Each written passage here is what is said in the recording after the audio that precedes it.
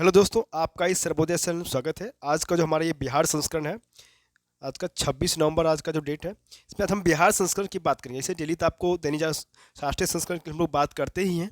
आज हमारे बिहार संस्करण के बारे में बात कर लेते हैं, जो भी आगामी आप लोग अगर 68 69 बीपीएससी दे रहे हैं तो उसके लिए बहुत ही इंपॉर्टेंट न्यूज़ होगा आपके लिए। तो कैसे पढ़ें बिहार संस्करण, कौन कौन सा न्यूज़ आपके लिए इंपॉर्टेंट रहता है, इसके बारे में ये आपको डिस्कस करूंगा।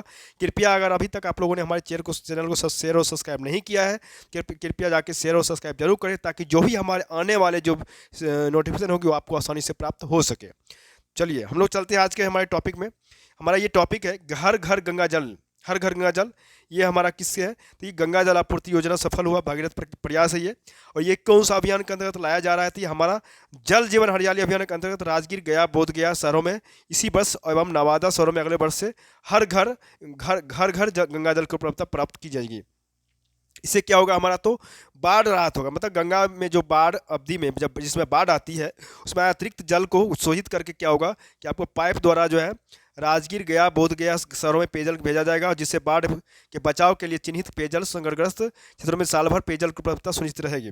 अगला है कि राजगीर, गया एवं बोध गया शहरों में पेयजल की कमी से जूझ रहे जो आम जन है, उसको सालों भर प्रतिदिन 135 लीटर गंगा जल की आपूर्ति के साथ पर्यटकों के लिए भी शुद्ध पेयजल की उपलब्धता कराई जाएगी।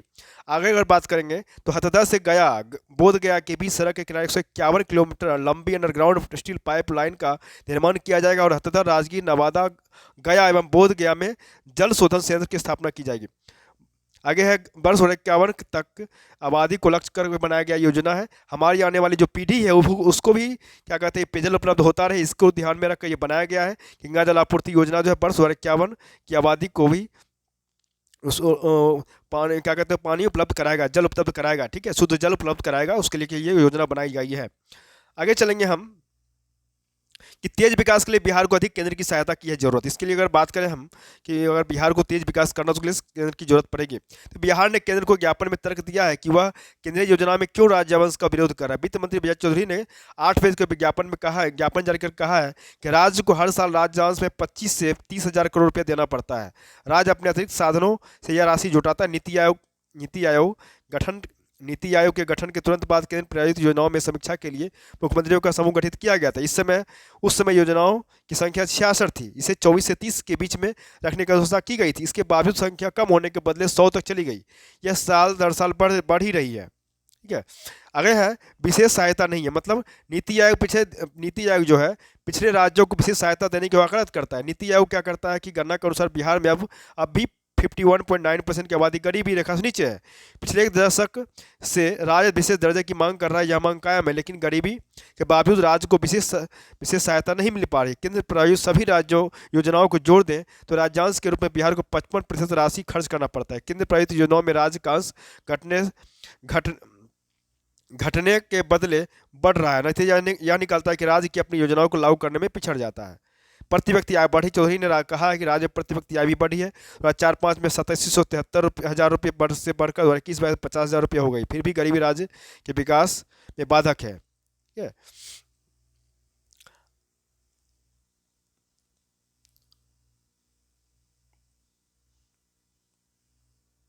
आगे बात करें, राज्यपाल और न्यायालय के आदेश का भी पालन नहीं कर रहे हैं कुलपति। इसके बारे में भी बहुत ही अच्छा है कि बिहार के जो विश्वविद्यालय हैं उसकी अगर बात करें तो उनके कुलपतियों की एक बार की मनमानी सामने आई है। राज्य के अंदर की जो महाविद्यालय हैं सेल्फ फाइनेंसिंग स्कीम के तहत संचालित बीएड की पढ़ाई के लिए कार्यरत विभागाध्यक्षों एवं शिक्षकों को वेतन भुगतान नहीं किया जा रहा है, जबकि इस मामले में पटना उच्च न्यायालय के आदेश पर शिक्षा विभाग ने 2017 में ही नियत वेतनमान देने का आदेश दे रखा है।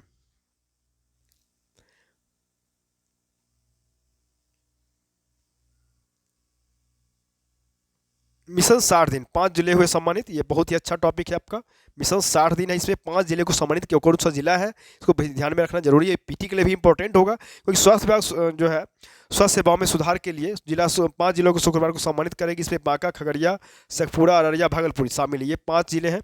मिशन 60 दिनों के लक्ष्य में बेहतर प्रदर्शन किया है, ये बहुत ही अच्छा कदम है अगर देखा जाए तो। राज्य स्वास्थ्य समिति ने अपर मुख्य सचिव जो प्रत्यय अमृत की अध्यक्षता में पूरे स्वास्थ्य विभाग के सुधार के साथ इन अन्य सभी कार्यक्रमों की समीक्षा की गई।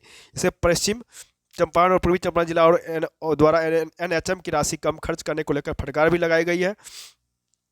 टीकाकरण में बेहतर काम करने के बावजूद भी अररिया जिला को मिजिल्स और रूबेला के साथ नए नए मामले आने जाने पर एसीएस की से नाराजगी जताई गई है। स्वास्थ्य मंत्री तेज प्रताप यादव, ये स्वास्थ्य मंत्री तेजस्वी प्रसाद यादव द्वारा जिला अस्पतालों में बेहतर स्वास्थ्य को लेकर विभाग में मिशन 60 दिन का लक्ष्य दिया गया था। इससे पाया गया कि सभी 5 जिलों में पहले की तुलना में बेहतर कार्य किया है। जिला अस्पताल के भवनों को लाइट ब्लू में पेंट करने का आदेश दिया गया है, जबकि उसका बॉर्डर डार्क ब्लू रंगने का आदेश दिया गया। जब अब अस्पतालों को इसी रंग में रंगाई पोताई की जाएगी ताकि आकर्षक दिखे। इसमें आपको दरभंगा है, इसमें दरभंगा, अरवल, पश्चिम चंपारण, पटना जिलों में अपेक्षित प्रगति नहीं हुई है। जिला अस्पतालों में इलेक्ट्रॉनिक डिस्प्ले लगाया जा रहा है, भवनों का रंग रोगन किया जा रहा है, जबकि अस्पताल के अंदर लेबर रूम, मरीजों को बैठने की सुविधा, भवनों का साइनेज लगाने का काम अभी भी जारी है। आगे चलेंगे आपको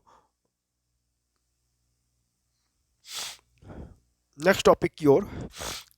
तो ये विशेष दर्जा मिलने तक अतिरिक्त सहायता, ये जो है हमारा है में कहा जा रहा है कि 20,000 करोड़ रुपये प्रदेश की आधारभूत संरचना के निर्माण के लिए केंद्र सरकार से मांगे।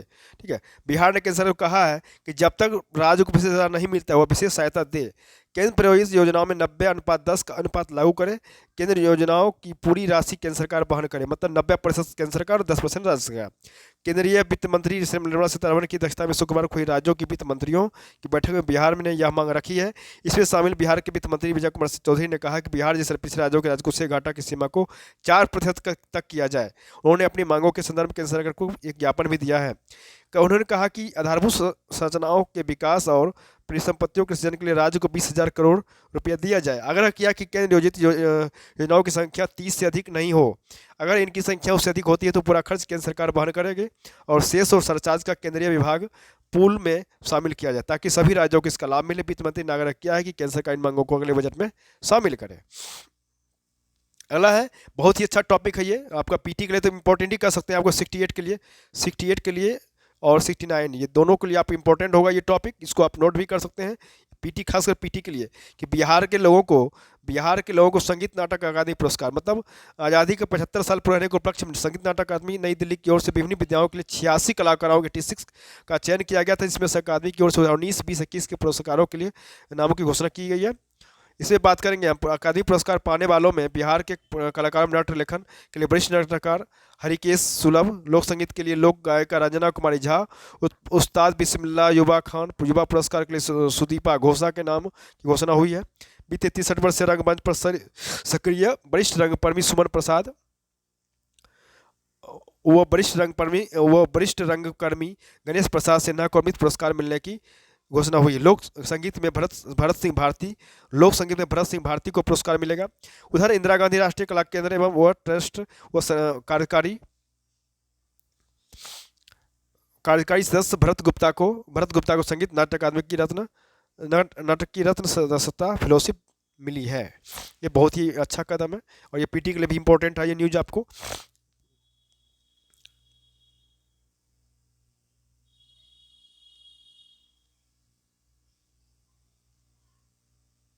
ये आगे चलेंगे, दिल्ली से ज़्यादा प्रदूषित शहर दरभंगा, पटना का AQI 337 रिकॉर्ड, मतलब प्रदेश में प्रदूषण की मार लगातार बढ़ती जा रही है। शुक्रवार को दिल्ली से ज़्यादा प्रदूषण दरभंगा में रिकॉर्ड किया गया है। ठीक है, और दरभंगा में शुक्रवार को एयर क्वालिटी इंडेक्स 424 रिकॉर्ड किया गया, जबकि दिल्ली में 303 किया गया था। प्रदेश में दरभंगा के अलावा सिवान में 401, छपरा में 342, ये सब आंकड़ा है। पटना में 337। ठीक है, ये सब सारा आंकड़ा दिया हुआ है। ये कहना है वातावरण में ठंड के कारण प्रदूषण की समस्या गंभीर हो गई है। वातावरण में बढ़ी नमी एवं धूलकण ने एक लेयर बना दिया है। नमी के कारण ही वातावरण में धूलकण फैल नहीं पा रहा है। PMCNS के शिशु रोग विशेषज्ञ डॉक्टर राकेश कुमार शर्मा का कहना है कि बच्चे जल्दी प्रदूषण जनित समस्याओं को चपेट में आ जाते हैं। इस पर ध्यान देने की जरूरत है अभी।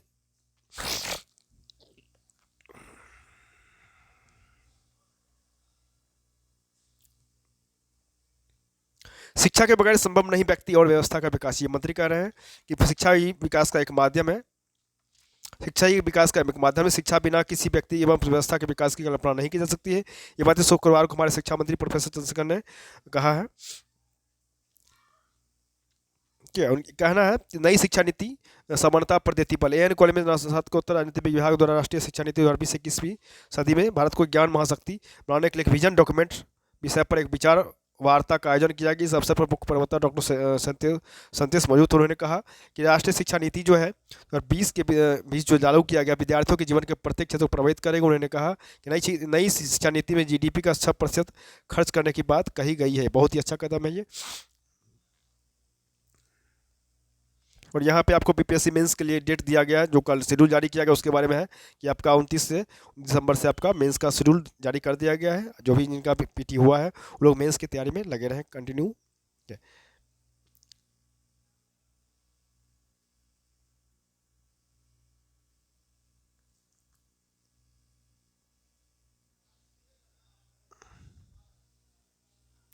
इस टॉपिक को तो आप वहाँ उसमें मैंने टिक लगाया था, आपको संस्करण वाले इस टॉपिक में भी है, इसको ही आप पढ़ सकते हैं। बहुत ही अच्छा टॉपिक है ये। और ये व्यवस्था देरी और कटनी में विलंब का खरीद का असर, ये आपका एग्रीकल्चर का पोर्शन है, ठीक है। राज्य में धान की खरीद का रफ्तार सुस्त है। और क्या है कि उत्तर बिहार की बातें करें तो कई जिलों में बाढ़ वर्षा के कारण देर से कटनी हुई है। पूर्वी चंपारण, सीतामढ़ी, शिवहर, दरभंगा और पश्चिमी चंपारण कई हिस्से इसकी चपेट में आ रहे हैं। इसका असर धान की खरीद पर ही पड़ रहा है। दूसरा बड़ा कारण जो है सो धान में कमी की अधिकता भी है और जिसकी वजह से खरीद केंद्रों पर भी धान अधिप्राप्ति रफ्तार नहीं पकड़ पा रहा। जिले धान की खरीद के लक्ष्य से काफ़ी पीछे। मधुबनी के माधवपुर के किसान रविशंकर बताते हैं कि पैक्स और व्यापार मंडल के चेयर और मिल टैगिंग में देरी के होने के कारण धान खरीद में देरी हो रही है। शिवहर के निचले इलाके में अभी भी खेती में फसल लगी है। जिन किसानों ने धान की कटनी कर ली उन्होंने खुले बाजार में बेच दिया है। ठीक है, ये देख लेंगे चीज़ों को।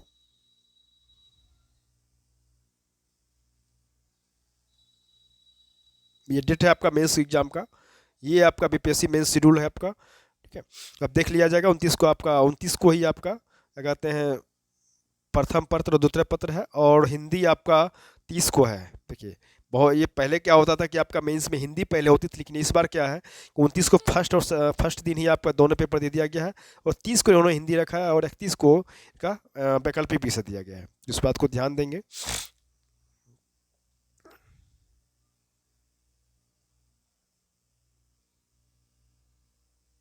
ये आपको स्पेशली अगर देखा जाए तो आपको 66वीं ये 68 और 69 के एग्ज़ाम के लिए इम्पोर्टेंट ज़्यादा होगा यहाँ पे, जो मैं डिस्कस कर रहा हूँ चीज़ें। ठीक है, देखिए ये चीज़ें भी आपको, ये जो टॉपिक है फार्मा उद्योग को चाहे प्रोत्साहन की डोज, ये आपको इसको जो राष्ट्रीय संस्कृत उसमें भी ये टॉपिक है, इसमें भी टॉपिक है।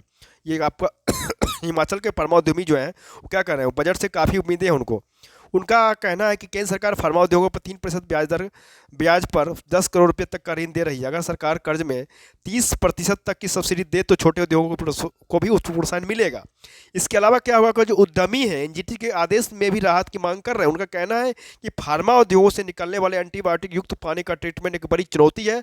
सरकार को एंटीबायोटिक ट्रीटमेंट प्लांट अपने स्तर पर लगाना चाहिए। देश भर में कुल दवा उत्पादन का 35% जो है हिमाचल प्रदेश 35% जो हिमाचल प्रदेश के फार्मा उद्योगों में किया जा रहा है। मध्यम एवं लघु उद्योगों में कोरोना काल में सबसे अधिक नुकसान झेलना पड़ा है। आर्थिक सहायता न मिलने से कई छोटे फार्मा जो थे उद्योग बंद होने की कगार पर। हिमाचल जो है सो दवा उत्पादन संघ के महासचिव डॉक्टर ठाकुर का कहना है कि वैक्सीन आने के बाद इन सभी दवाओं की मांग अचानक कम हो गई है और फार्मा कंपनियों को करोड़ों का नुकसान हो रहा है। तो इसको देख लेंगे चीज़ें।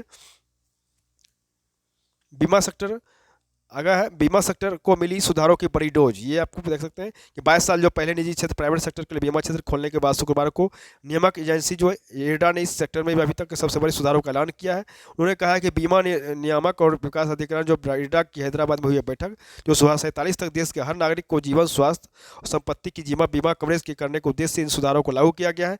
सुधारों के तहत बीमा कंपनियों के पंजीयन को आसान बना दिया है। निजी क्षेत्र के निवेश को बढ़ावा देने के लिए नियमों को भी सरल किया गया। बीमा उत्पाद बेचने वाले जो है कॉर्पोरेट एजेंट जो है उनको और बीमा जो मार्केटिंग एजेंट को ज़्यादा आज़ादी से काम करने की छूट दी गई है। इसको आप देख लेंगे चीज़ें। और आगे क्या क्या फैसला हुआ ये आपको टॉपिक यहाँ पे दिया हुआ है, इसको भी आप देख सकेंगे। ठीक है, चलिए तो ठीक है, हम लोग यहाँ तक कर लिए हैं।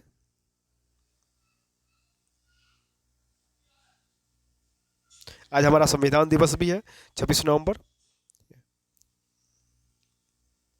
देखिए ये भी आपको टॉपिक जो है आपको वहाँ मिल जाएंगे। राष्ट्रीय संस्करण मैंने वहाँ भी टिक किया था। ठीक है, इसको आप देख लेंगे चीज़ें को। ठीक है, चलिए ठीक है, तो यहाँ तक हम लोग का टॉपिक का हो गया।